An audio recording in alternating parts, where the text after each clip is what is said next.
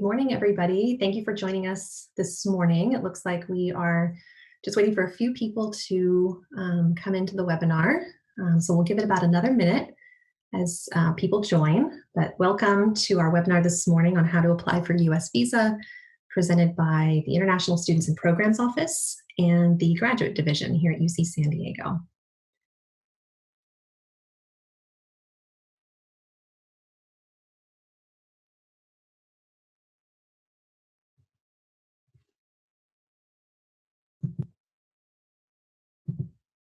I do just want to let everybody know as we're waiting here that this session is being recorded. The recording of this webinar will be available at iwebinars.ucsd.edu within the next week.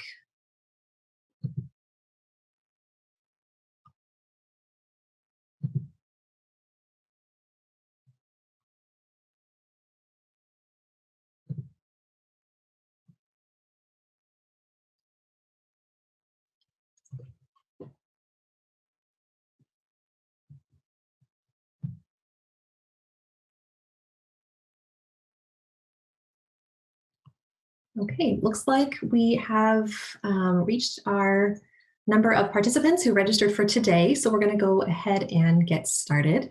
Again, this webinar is specifically for new international students joining UC San Diego and is focusing on applying for your US student visa. The International Students and Programs Office is here to welcome you along with the Graduate Division. We'll go over our offices and our functions in just a moment. But I want to go over just a moment here before we actually launch into the webinar, a brief agenda about what we're going to be covering today. So we want to talk to you about some important topics that relate to your pre-arrival preparation for coming to UC San Diego. This webinar is designed specifically to give you an overview about how to apply for your US F1 or J1 visa. So first we'll review the International Students and Programs Office and what we do. We will include some graduate admissions reminders from our staff who are here today. We're also going to be briefly talking about COVID-19 and common questions and resources for our newly admitted international students. Then we'll be going into how to apply for your US visa. Then we'll be focusing on upcoming webinars and additional resources. And finally, we will be allowing for time at the end for Q&A. So I want to just briefly talk about the control panel here. If you are not familiar with Zoom yet, the Q&A button, you should see this on your screen in the black toolbar. If you'd like to submit a question, you are welcome to do so through that function on your control panel, and it will be sent privately to the presenters and panelists. All presenters will stay online for about 15 to 20 minutes after the webinar completion to answer questions. If we see certain common questions come up, these will be read out loud so that everyone can benefit from the answers, but we will not identify anyone specifically by name who has asked that question. We do ask that you try to keep your questions to the end of the webinar, as we'll be covering a lot of information today.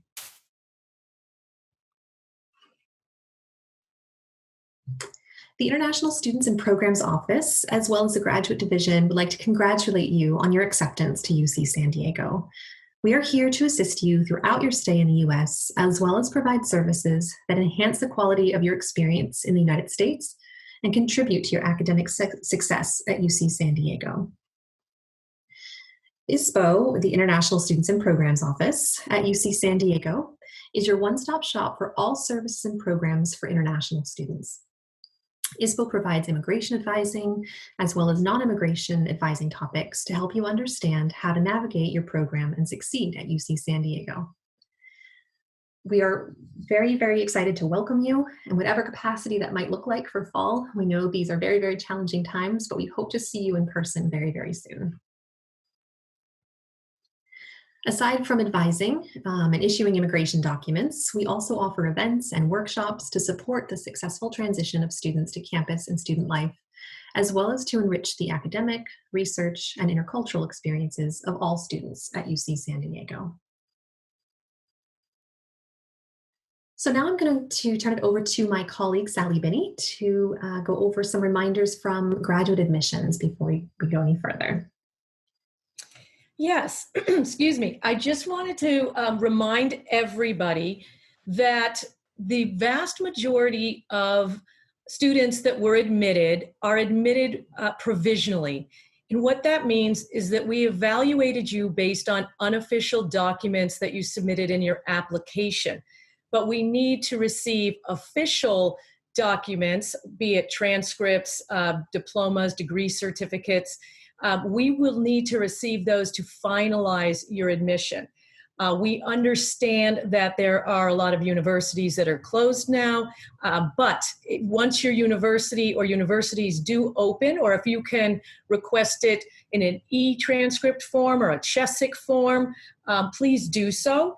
And you can see what you're required to submit if you go into your student portal at gradapply.ucsd.edu. And I'll show you on the next page what that looks like. But if you have any questions, you can contact us at gradadmissions@ucsd.edu. So this is what your student portal will look like. And you'll need to do your decision reply form, and if applicable, a statement of legal residence. And then the pending admissions documents you will see below, and it'll tell you exactly what we need to receive from each institution. Again, if you have any delays or questions, please do not hesitate to reach out. We normally have a deadline of mid-October, and holds are generally placed in late October. To prevent you from enrolling in the winter quarter. My guess is, given the current situation, there will be changes to this rule, but do your best to obtain all official documentation. Also on this page, we want to point out that in the highlighted area, you can link out to all of our information for admitted students. And this will tell you what to do immediately, what to do before you arrive on campus, when you arrive on campus, and information that is specific to international students. And this has a lot of information, so please be sure to go onto your student portal and link out to all that information so you're in the loop on exactly what you need to do. And Shauna, if you want to weigh in on the events that you will be posting here. Thank you, Sally. This is Shauna Slabiota. I work in the graduate division, and part of my position is to organize the orientation events in September for all new graduate students at UC San Diego. We are currently working to finalize dates and locations for those events. We are working in close collaboration with the Graduate Student Association to provide you with a whole range of events designed to have you get to know the UCSD campus and meet other new graduate students, meet current students here at UC San Diego. And all of that information will be posted on in the admitted students section. It will also be on the gradlife.ucsd.edu website. And so those are the two places that we post information, and I encourage you to look at both of those. So thank you, Sally. Okay, thank you, Sally and Shauna, for going over those important reminders. Again, before we launch into the full presentation, I did want to just point out some resources for our international students to keep up to date with developments with COVID-19 and how it is impacting our campus, the local San Diego community. We know there is a lot of information circulating out there, but these are the actual official channels that the university is using to communicate with its students, including newly admitted students like yourselves, about any updates to the campus, whether it has to do with instruction or health updates and so forth. So please visit and bookmark coronavirus.ucsd.edu. This is updated nearly on a daily basis. We also highly recommend visiting our International Students and Programs Office FAQ section. So this section here, ispo.ucsd.edu/news. .coronavirusinfo.html. is easily accessible through our main website. If you just go to iNewStudent or istudent.ucsd.edu, you'll easily be able to navigate to this page on our front page. This provides detailed information specifically for international students in how COVID-19 is impacting visa issuance and document issuance and so forth. So again, this is updated on a nearly daily basis, and it's going to be a good source of information throughout these next few months during these turbulent times. So we highly recommend bookmarking those. The final page here, iNewStudent.ucsd.edu, I'll go over this in more detail, is a website just for newly admitted international students. This provides various different checklists, what you need to prepare, what you need to do before you come to UC San Diego.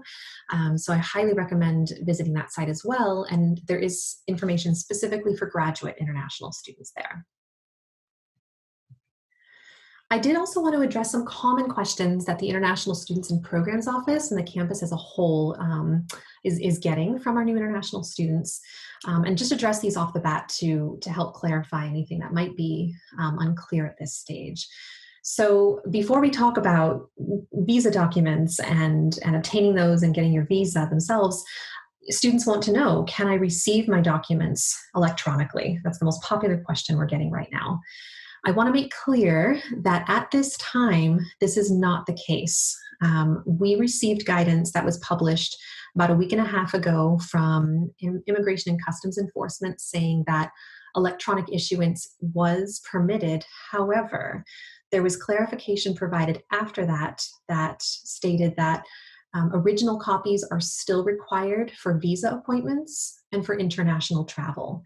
Therefore, the International Students and Programs Office is still issuing original documents to students so that they have these in hand, ready to go whenever embassies and consulates have reopened. What we can do, because we know that students are anxious to book their visa appointments as soon as possible, is we can provide you with your CVIS ID, which is the number that is printed on your I-20 or DS 2019. We can email that to you ahead of time because this number is all you need to book your visa appointment. So if you would like to do this, just make a note of this in your iPortal application, which we'll go over in a moment, and the advisor processing it can send that to you. Another big question we're getting is UCSD planning to offer remote coursework for graduate students this fall? As of now, we do not have any updates to share, but do know that the campus is working diligently on identifying options for students. We encourage all new international students to stay tuned to the graduate division, academic department, and ISPO updates for latest news. A decision about this should be announced within the next 1 to 2 weeks, so do keep up to speed with that. And finally here, we know US embassies and consulates are currently closed. Students are wondering, what if I can't get my visa in time to come to UCSD for fall? Again, it's important that you stay in contact with both your department, so your graduate coordinator, and ISPO, the International Students and Programs Office, about the status of your visa so that we can provide advice. We understand these unique challenges that all of you are facing, and we're all working together to provide clear guidance and support for all of you. So do stay up to date. Please read your email. We are sending out a lot of messaging to students to let them know what their options are during these difficult times. Okay, so now we're going to actually launch into the main portion of our presentation, which is how to apply for your US visa. The first piece, of course, is requesting your visa documents. The beginning of that journey starts at ISPO, so let's go ahead and get started. So if you plan on applying for the F1 student visa, which is the most common visa that degree-seeking students pursue, you'll need to request what is called the Form I-20. If you plan on applying for the J1 student visa, which all exchange visitors and most third-party sponsored students do, you will need to request what is called the Form DS 2019.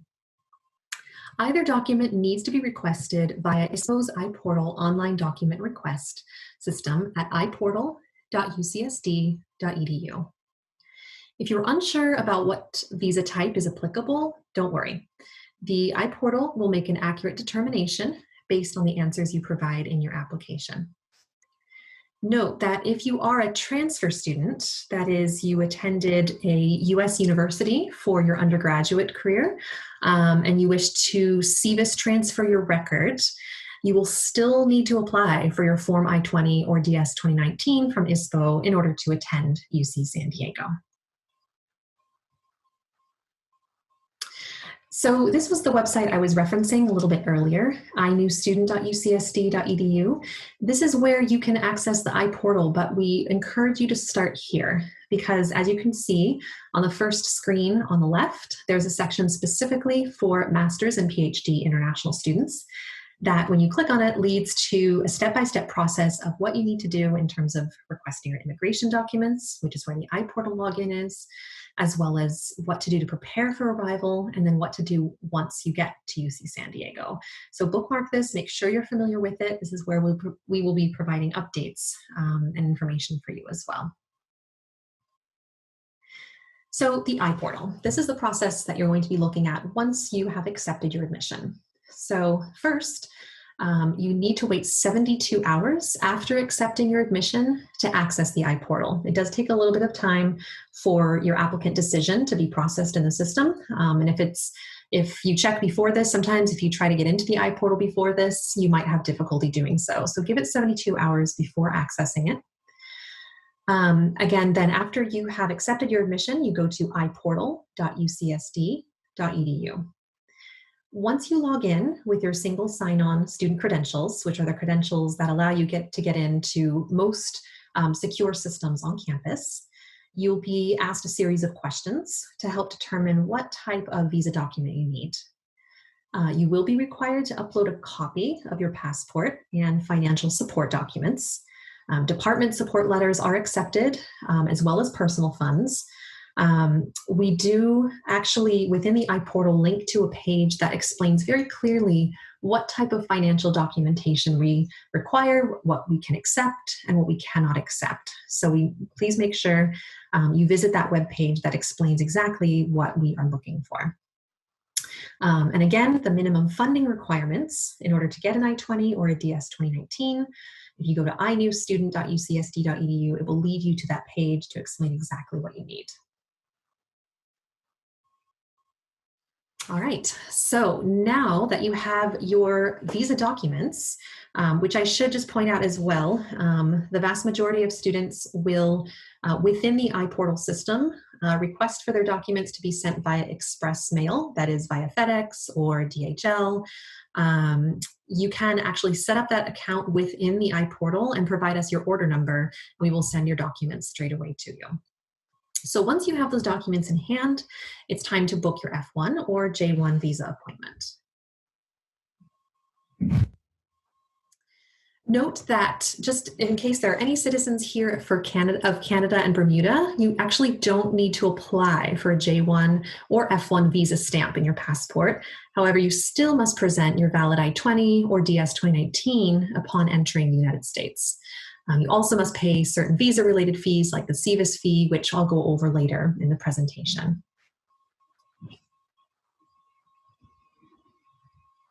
Okay. So now we're going to get to actually booking your visa appointment. Note that you do need to have your CVIS ID that I mentioned earlier, which we can email to you ahead of time, or if you have your document in hand already, that's great. You will need to have your CVIS ID, which is located, you can see here on the left for an F1 student on the top left corner. For J1 students, it's going to be on the top right corner. This is an alphanumeric ID starting with the letter N that is unique to you and helps identify you accurately in the U.S. Department of Homeland Security's Student Exchange Visitor or CVIS system. J1 students will also need what is called the J1 program number, also located on your DS 2019 to book your visa appointment. It's really important, again, to note that these forms cannot be sent electronically for students per SEVP regulations. Photocopies of these forms, again, are not considered valid for use for your visa appointment or for international travel. So you do have to have the original documents in hand.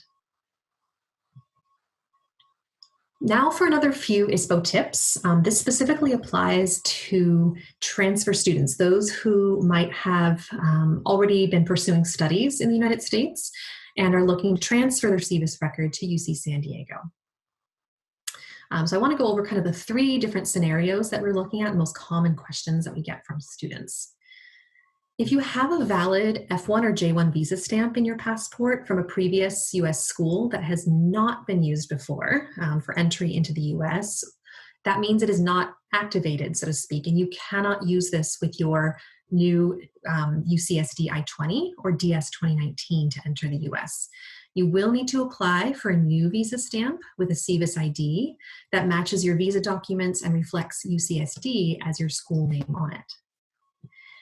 The next scenario, if you already have a valid F1 or J1 stamp in your passport from a previous US school that you have used before for travel, you may be able to use this with your new I-20 or DS 2019 from UC San Diego to enter the US. However, ISPO always advises that you verify this first with your local US embassy or consulate before you travel. Finally, if you are a CVIS transfer student, that is your old school transferred your F1 or J1 record to UC San Diego, and that visa stamp has not expired, and if you are outside the United States, you can use this visa stamp with your new I-20 or DS 2019 from UC San Diego. Even if that visa stamp still has your old school's name on it, that's okay. What matters is that your CVIS ID is the same on your visa stamp and on your new UCSD I-20 or DS 2019. Especially during these times, of course, we are getting questions from students who are finishing up their studies in the United States and do not want to, or cannot, of course, leave the United States, want to transfer their record to us.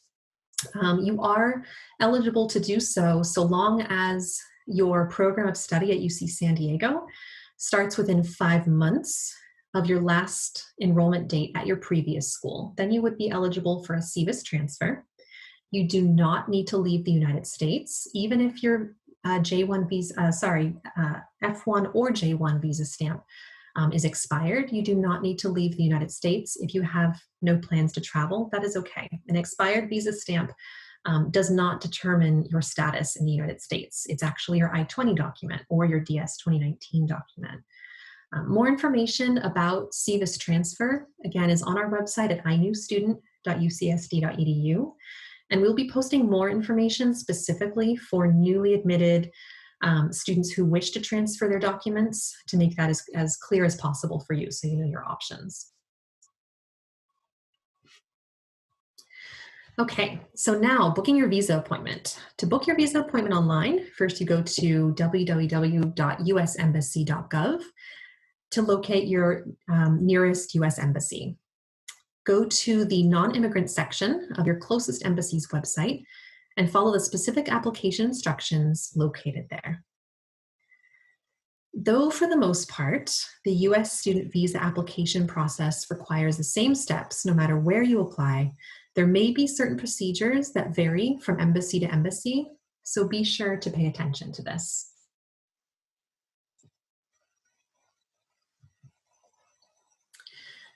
One of the first steps that all applicants must complete when applying for their visa appointment is filling out the form DS-160, the non-immigrant visa application. Have your passport and Form I-20 or Form DS-2019 nearby so that you can input or upload required information from these documents. You will be asked to provide the address of the school you are attending, as well as the name of a school contact. This information is located on your Form I-20 or Form DS-2019. You are welcome to put down the name of the international student advisor who issued your document on that form. If you are bringing dependents with you, for example, a spouse or children, you can add their information to this application. Once your application is complete, print your confirmation page and bring it with you to your appointment. Now, there is a fee required for your visa interview, which is $160 US. Each embassy handles this visa fee differently. Some require payment in person, whereas some require it online before your appointment. Review your closest embassy's instructions so that you are aware of when and how to pay for this. Note that all F1 or J1 visa applicants must pay the visa fee, even if you are renewing an expired F1 or J1 visa stamp. The second fee you have to pay for in advance to attending your visa interview is called the SEVIS fee, or the I901 fee, accessible by going to fmjfee.com. This fee is required of all students applying for an F1 or J1 visa stamp for the first time, and is also required for citizens of Canada and Bermuda before entering the US for the first time in F1 or J1 status. The fees are $350 US for F1 students and $220 for J1 students. You can pay this fee online with a credit or debit card, via Western Union wire service, or by mail. You can book your visa appointment prior to paying this fee, but be sure to pay the SEVIS fee at least 3 business days before your visa interview to allow for processing. For citizens of Canada and Bermuda, also make sure you pay this at least 3 business days before you appear at a US port of entry. For more information, you can watch the following tutorial about how to pay for the fee from the FMJ fee website. Okay, so now let's discuss preparing for your actual visa interview. These are the items that you will need to bring with you to your visa interview. So first is, of course, your passport, which needs to be valid up to 6 months after your date of entry into the United States. Your original form, I-20 or DS 2019. Evidence of financial support for your studies at UC San Diego. Receipt of your DS 160 application fee and payment. Receipt of the SEVIS/I901 fee payment. And importantly, documentation of home country address to show ties to your home country. This is always a little bit of a tricky one. The consular officer wants to make sure that you intend to return to your home country after your studies, even if you're only gone anywhere from 2 years, but gone all the way up to 8 years. They want to make sure you're going to return to your home country. And usually they determine this by making sure you have family property, home ties. So they're really looking for things like a utility bill, things of that nature to show you have a permanent address in your home country. Every visa interview will differ slightly from person to person, but in general, you should be prepared to be brief, maintain a positive attitude. Consular officers are often under pressure to conduct visa interviews quickly and will, for the most part, form an impression of you from the first minute of your interview. So keep the answers short and to the point. You'll be asked about your program of study and how it fits your long-term career goals. You must also be prepared to explain clearly your plan to return home after your program of study has concluded. Remember that the primary purpose of the F1 or J1 visa is to study in the United States, not be given the chance to work during or after your studies, even though that is a benefit of your status. So really focus on your studies, as that is your main goal of applying for the visa. Be expected to have the interview conducted in English rather than in your native language. It's recommended that if you're uncomfortable with conversational English, that you practice your conversational English beforehand if you have any concerns about this. And again, you'll be expected to demonstrate ties to your home country. This is a difficult thing to prove, and there is no magical document showing that it will guarantee visa issuance. You will just need to show in your conversation that your reason for returning to your home country is stronger than any reason to remain in the United States long-term after your program of study. So for example, a job, family, owning a house or apartment, investments, financial prospects that you will inherit, and so forth. Again, this can be helped by bringing documents related to your family's home ownership, for example. Okay, so let's go over visa delays a little bit, because this does happen every year, and they can understandably cause anxiety. Though do know, again, these visa delays are not completely uncommon. So let's go over what you should do if your visa is delayed. Each year, ISPO works with a handful of students whose visa applications have been put under what is called administrative processing. So nationals of certain countries and all international students whose area of study has been deemed sensitive by the US Department of Homeland Security will have their names submitted for a special security clearance procedure that may take up to 60 days before a visa is issued. Though this time frame does vary by country, it could be shorter, it could be longer. Disciplines such as nuclear technology, chemical and biotechnology engineering, advanced computer or microelectric technology, as well as a broad range of engineering and physical sciences are on what is called the Technology Alert List. Students in these fields should expect delays in obtaining a visa at consulates abroad. So what do you do if your application is put under administrative processing?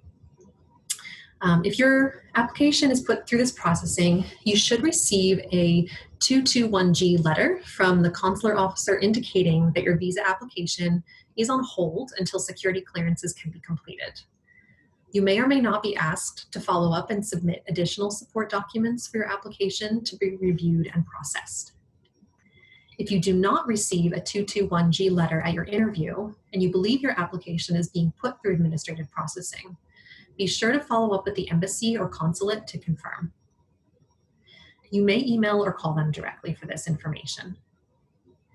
While this additional processing is pending, you can check your status of your visa application yourself by going to the US Department of State's website, www.ceac.state.gov/CEAC. If it has been more than 60 days since your visa interview or since you submitted any requested support documents, you can contact the consulate or embassy directly for an update. Unfortunately, administrative processing is a waiting game, so there's little you can do, but check on your visa application status while it goes through the required security clearances. If your application has been placed under administrative processing, it's important that you communicate with two offices, ISPO and your department, or college if we're talking about undergraduate students. We can provide support to you during this time, providing additional documentation that might be requested by the embassy or consulate. And we can also advocate for you. For example, departments can provide more detailed study plans upon request, and they can confirm certain research or study-related information on official letterhead. Also, ISPO can follow up directly with the U.S. consulate or embassy with a support letter on your behalf if your administrative processing case has gone beyond 60 days. It's also important for us to know so that we can help you plan for a late arrival to UC San Diego if needed. The vast majority of our students are still able to arrive on time to begin their classes by the start of the term, but if not, we can work with your department on a late arrival or even deferral options if available. If your application is placed under administrative processing, please contact ISPO at inewstudent.ucsd.edu along with your department. You can also find your department contacts via the links here on your screen. Okay, so once you have been issued your F1 or J1 visa stamp, you're ready to enter the United States. We've put together the following brief video so you can learn about what to expect next.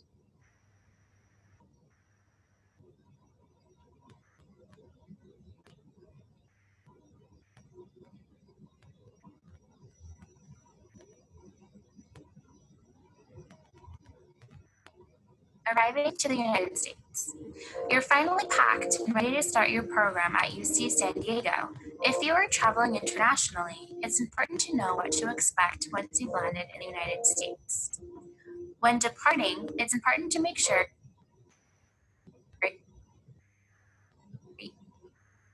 you have all your important immigration documents easily accessible in your personal carry-on bag. Double check that you have your passport, visa, and Form I-20 or DS 2019. You will need to show these documents to an immigration officer once you arrive. Do not pack these documents in your check-in bag. Once you've landed, follow the appropriate line for non-U.S. citizens. U.S. Customs and Border Protection officers take your safety and those of others very seriously. Make sure you have your immigration documents organized and ready to show. Here, they will stamp your passport upon admission. They may ask you a few questions about the purpose of your trip in the United States, as well as inspect your baggage or personal items. Be patient, as this process may take some time.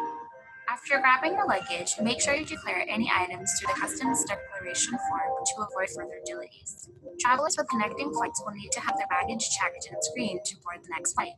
Keep in mind when planning your trip that you may be expected to do a similar process during layovers. As a travel tip, leave ample time between connecting flights to allow enough time to clear customs. Check the monitors for gate information on your connection. When you land at your final destination, you can get more information about ground transportation at the local information desk in the main terminal. Once you've arrived to San Diego and settled in, complete your document self-check, ensuring that all documents are in order. Visit our website to learn how to do a document self-check. If you have any questions regarding your documents, you're always welcome to visit us on campus. We are excited to meet each of you and see you at our on-campus orientation. Make sure you look out for important messages coming soon during orientation. Safe travels, and we'll see you soon.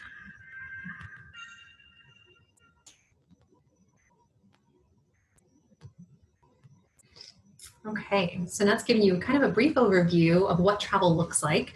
I did also want to just touch on a couple of points for students who might encounter difficulties entering the United States. This does happen from time to time, where a student will experience delays entering a U.S. port of entry for additional questioning by Immigration and Customs Enforcement. If you are detained at a U.S. port of entry, please get in touch with ISPO via the following contact information.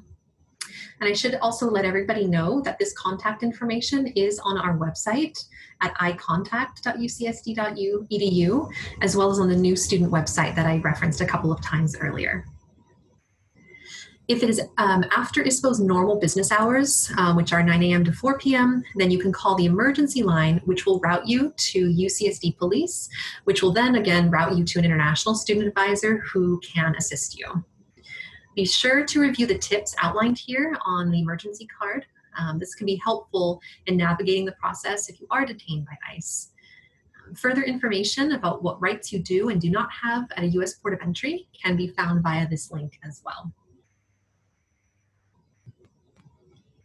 There's a final piece to your travel and entry into the United States that is extremely important, and that is your document check. We're going to watch this video briefly here about what steps you need to complete in order to maintain your F1 or J1 status in the US after you arrive.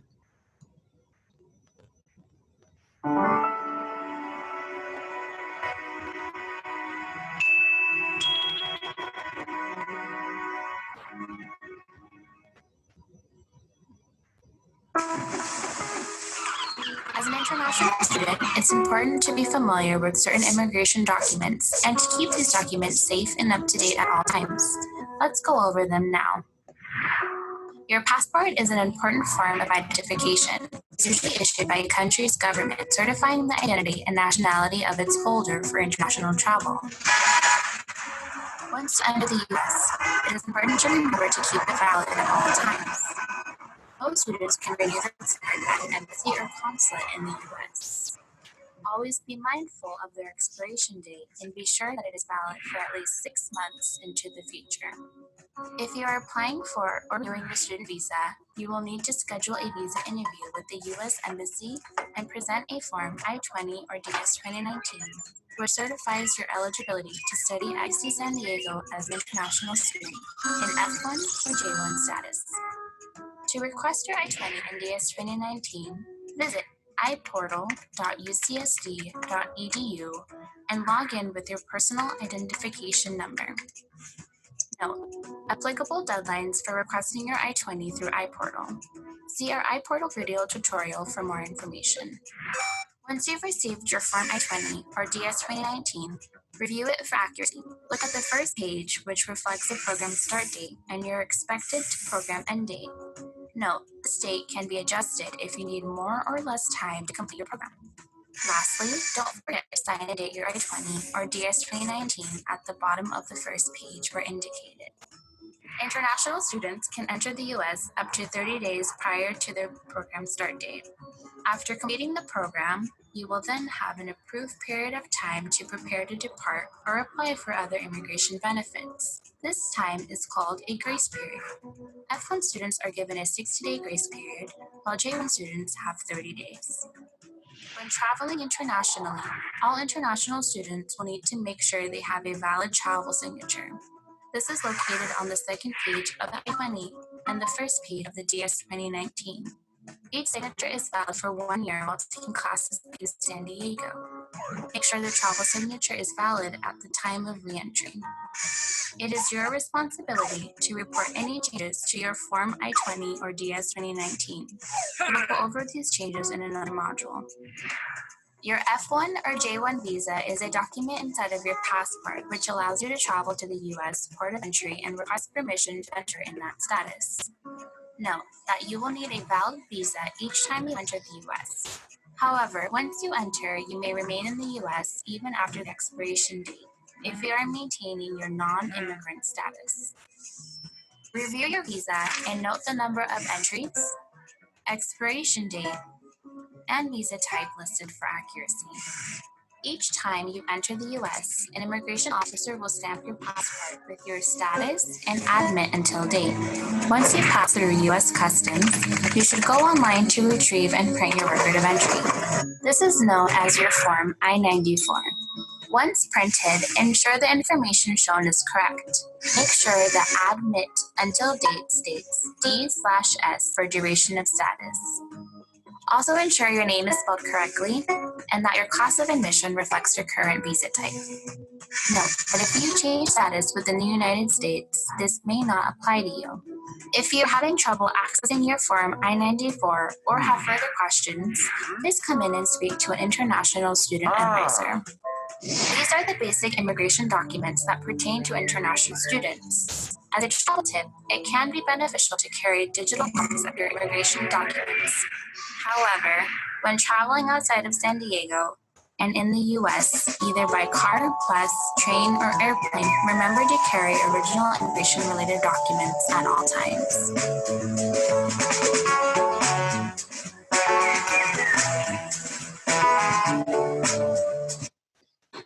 All right, so hopefully that's helped clarify the process a little bit for what to do once you have entered the United States and how to check over your paperwork.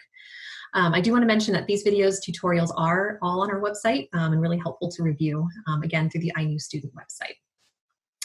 So briefly, I do want to go over visas for visiting family members because this does come up as a question quite frequently. If you would like your family to visit you or travel with you to help you settle in here at UC San Diego, they are welcome to apply for the B2 visitor visa. No supporting documentation is required by UC San Diego for this visa request. And for more information about the B2 visitor visa, please visit the travel.state.gov website and you can search tourism and visit. If you or your family members are citizens of certain countries, they may apply instead for what is called the Visa Waiver Program, or VWP, instead of the B2 visitor visa. For VWP eligibility and application information, again, visit travel.state.gov under tourism and visit. We hope this step-by-step webinar has been helpful. Please be sure to check out the many resources available for further guidance on the student visa application process.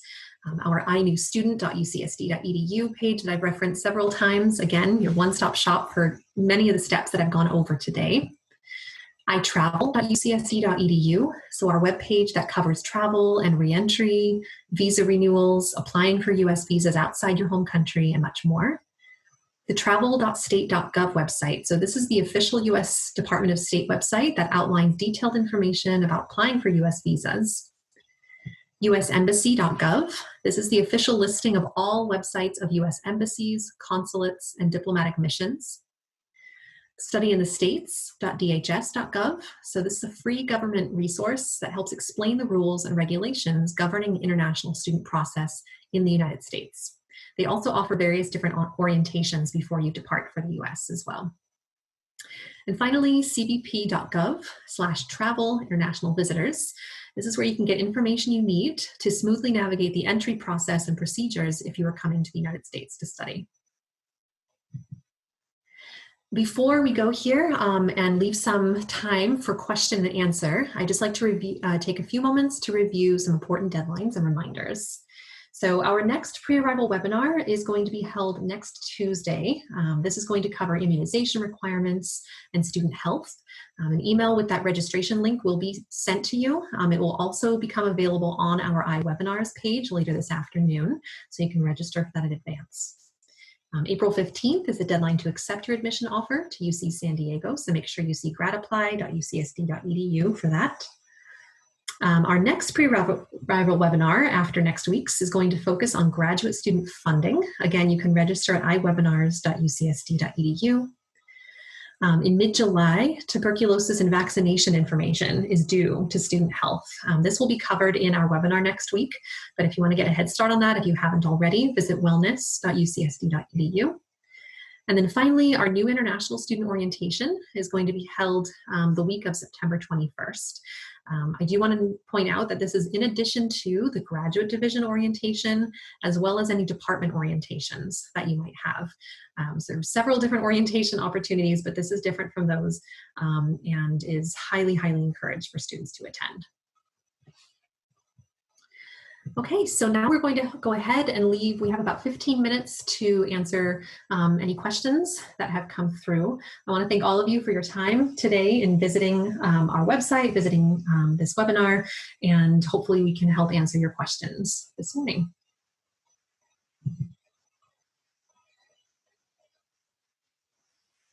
Okay, so one of the questions that has come through and that we are seeing commonly at UC through our I901 student email account, maybe admissions, Sally might be able to comment on this. In the case that the COVID-19 situation worsens and we require a deferral to admission due to visa delays, do we have a choice to choose between spring 2021 or fall 2021?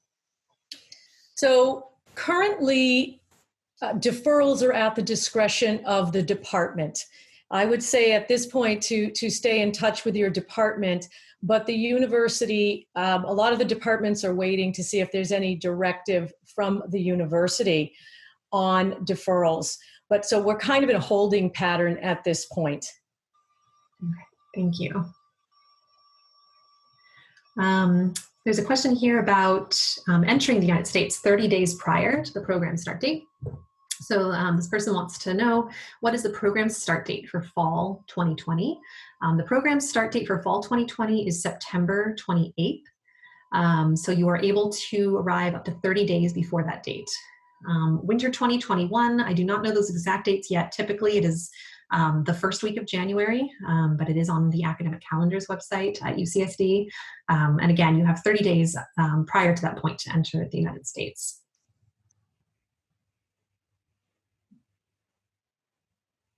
This is a good question and one that I would like to address because it happens quite commonly. Can I request I-20s from more than one university? And when should I tell the other colleges that I will not be attending that university?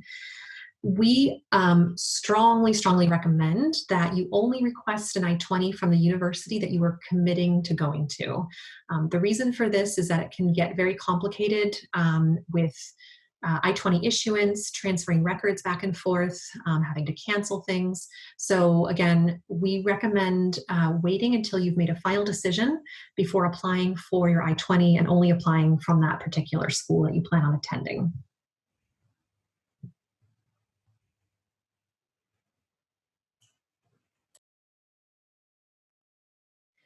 We have a question about whether or not you can apply for a visa from a country other than your home country. So let's say a consulate is closed in your home country and you want to travel to another as a third country national and apply for a US visa there. This will vary on the consulate or embassy. We highly recommend you check with that consulate to see if you are allowed to process an initial F1 visa as a third country national. It will depend on the country.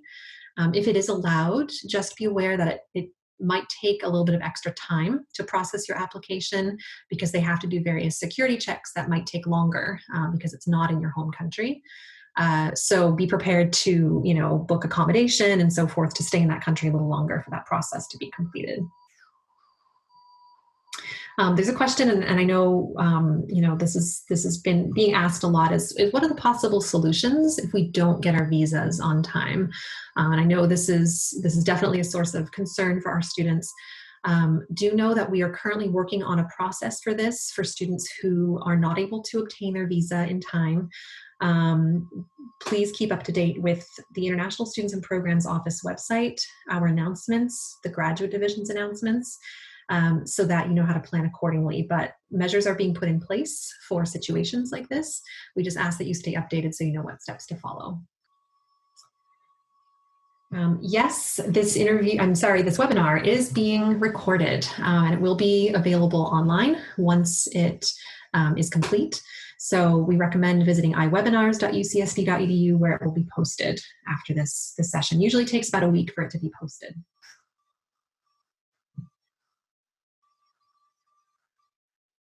There's a question here, Sally, you might be able to answer. So the student wants to know, if my previous institution provides electronic transcripts, can I have it sent to the admissions office, or do I still have to send a paper copy of the transcript via mail? And then they want to know, how can I check the status of their document arrival? Will I be notified once it's received by graduate admissions? So yes, in answer to number one, if your institution provides e-transcripts, you can send that to our grad admissions email. And we are in the process right now, we're still admitting.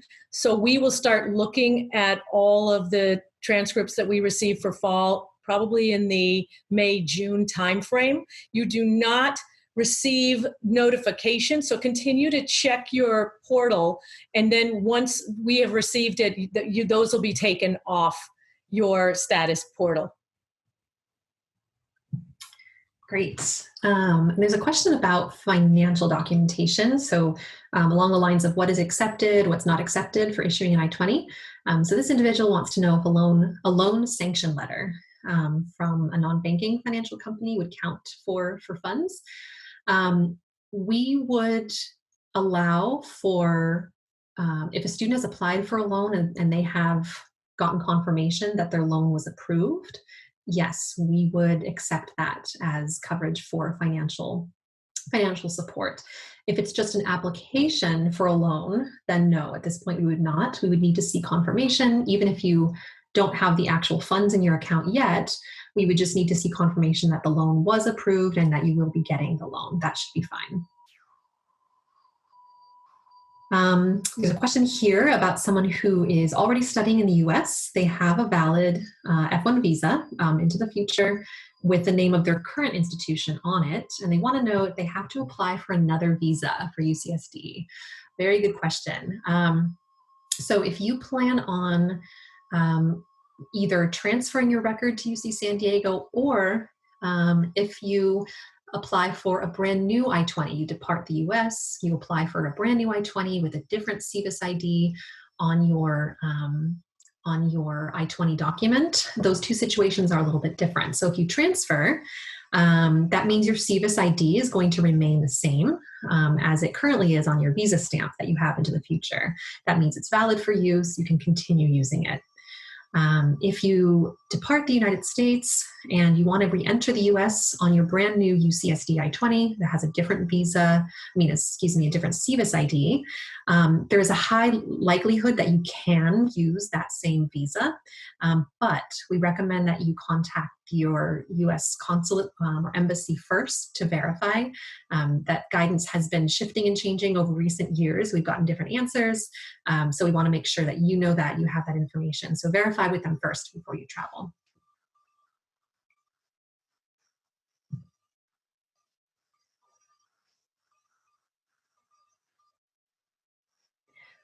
There are some questions here about concerns about obtaining financial documents due to their financial institutions being closed.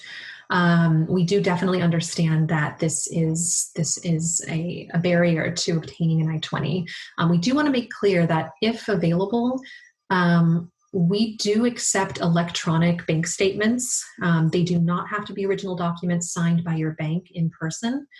So wherever possible, if it is, we encourage you to try to obtain these electronically if you can, and then we can continue processing your visa documents. If you're unable to obtain any documentation, unfortunately, we are legally unable to issue your document without some kind of financial evidence. So at that point, we would have to look into if permitted by the department, if a deferral request was put in, we might have to consider that until you're able to show those funds.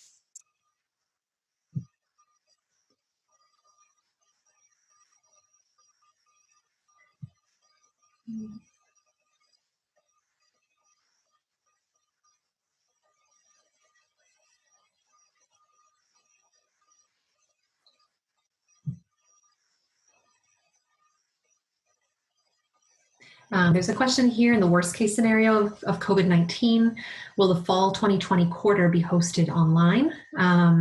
We covered this at the very beginning of the presentation, but at this point in time, we don't have information about whether or not that is going forward. However, the university is working diligently on providing options for students, and an announcement about possible online instruction will be made within the next 1 to 2 weeks. So just keep on the lookout for that, as an announcement will be made, and students will be informed of that decision once it is made. Sally, there is a question here about ETS and students having some issues, it looks like, getting into their accounts. Have you heard about this, or do you know, did you hear about an issue with ETS? I have not heard anything about students having issues getting into their accounts. I do know that ETS has opened up the GRE and TOEFL online globally, except for mainland China and Iran.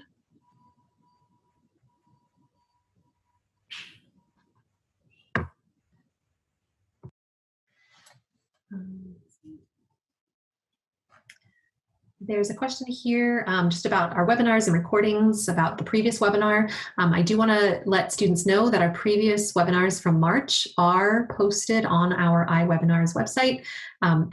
There was a little bit of delay in getting those because there was a transition to getting the university completely online for spring term, so it took a little longer, but do know those are up there, and that this presentation is going to be posted within the next week on that website as well. I see one question here about, I'm a master's student, do I have a graduate coordinator? Where do I find my graduate coordinator? Mm-hmm. So the link is in Gabi's presentation, but if you go to grad.ucsd.edu and under admissions, there's degrees, and you can click on your department. It'll give you all the contact information, but everyone will have a graduate coordinator, and I highly recommend being in touch with that graduate coordinator because they'll be the ones helping you out during your time at UC San Diego. Sally, there's another question about bringing hard copies of transcripts and degree certification with the student when they come to begin their study. How does the admissions office feel about that? From an admissions perspective, we would prefer to receive everything directly from the institution. However, if that is not possible, we do need it in a sealed envelope directly from the institution, meaning we don't want students to walk in with just loose transcripts. So again, I'm not sure what country we're talking about here, but most institutions are able to send something online. Out of mainland China, we're using Chesic now, so it's really an online process, but we do like to receive transcripts directly from the institution. And Sally, another question that maybe you can speak to. So a student wants to know, they've accepted an offer, UCSD's offer of admission, but they've also accepted the offer from a different university. Do they have to notify UC San Diego by April 15th if they decide to not come to UC San Diego, or is that just the deadline for accepting? So April 15th, there's a lot of confusion surrounding this. So with UCSD is part of the April 15th resolution. And what that means is that departments cannot ask students to make a decision prior to that date. The date that it's completely up to the department what date they want their students to make a decision by. So you would need to be in touch with your department. If you've accepted at UCSD and you decide you're no longer going to come, you would reach out to both the department and grad admissions and let us know of this change, and then we can go in and change it on your application. Thank you. Okay, we have come to the end of our webinar. This is our time for today. So for any other specific questions, particularly pertaining to visa questions, please go ahead and contact us. Our contact information is here on the screen, inewstudents@ucsd.edu. If you have transcript questions, admissions questions, please feel free to reach out to admissions directly for that information. Thank you again for all of you for joining us today. Stay healthy, stay safe, and we hope to see you very, very soon. Thank you.